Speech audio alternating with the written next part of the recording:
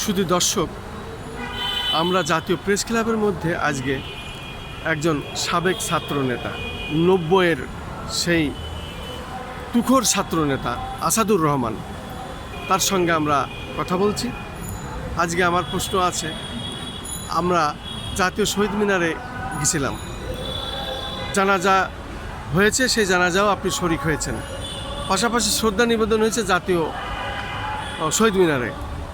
এই বিষয়ে ওনার নাম উচ্চারণ করে যদি আপনার কিছু কথা আপনি বলতেন, উনি দেশের জন্য কি করেছেন, এখন চলে যাওয়াতে এই অভাব পূরণ হবে কিনা বলেন,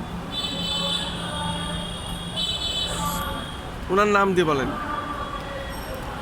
ফজলুল হক স্যার ঢাকা বিশ্ববিদ্যালয়ে বাংলা বিভাগের চেয়ারম্যান ছিলেন। পরবর্তীতে ইউনূস সরকার এসে ওনাকে বাংলা একাডেমির দায়িত্ব দিলেন। ওনার সাথে দীর্ঘদিন ভাষা সংরক্ষণ কমিটি, রাষ্ট্রীয় ভাষা বাংলাকে করার জন্য উনি যে নির্ভীক সংগঠন করেছিলেন, সেই সংগঠনের সহসভাপতির দায়িত্ব আমি পালন করেছি।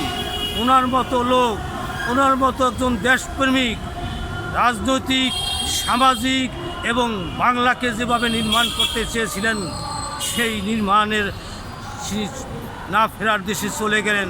কিন্তু আমরা কমিটমেন্ট করতে চাই, আমরা যতদিন বেঁচে আছি এবং বর্তমান প্রজন্মকে বলতে চাই, যারা সৎকে প্রতিষ্ঠা করতে চেয়েছিল, বাংলাকে রাষ্ট্রভাষা বাংলাকে প্রতিষ্ঠা করতে চেয়েছিল, বাংলার টোটাল প্রশাসনে, সকল প্রশাসনে বাংলায় লিখনি হবে, সে থাকাকালীন এই হাইকোর্টে রায় দিয়েছিল, দুটি রায় দিয়েছিল শুধু বাংলায়।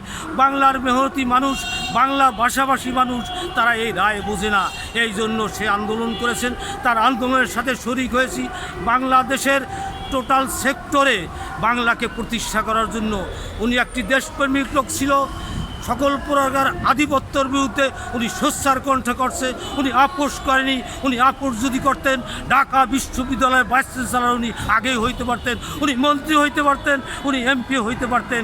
কিন্তু ওই রাষ্ট্র নির্মাণ করার জন্য ওনার ছেলে না ফেরার দেশে চলে গেছে, কিন্তু উনি আফসোস করে নাই। কারণ উনি বলছে ফায়সালা করবে বিধাতা, ফায়সালা করবে আল্লাহ। আমার সন্তান যদি সঠিক কাজ করে তাহলে আমার কোনো কিছু করে না, তাহলে আর যদি বেঠিক করে তা আল্লাহই তারে ফায়সালা দিবে।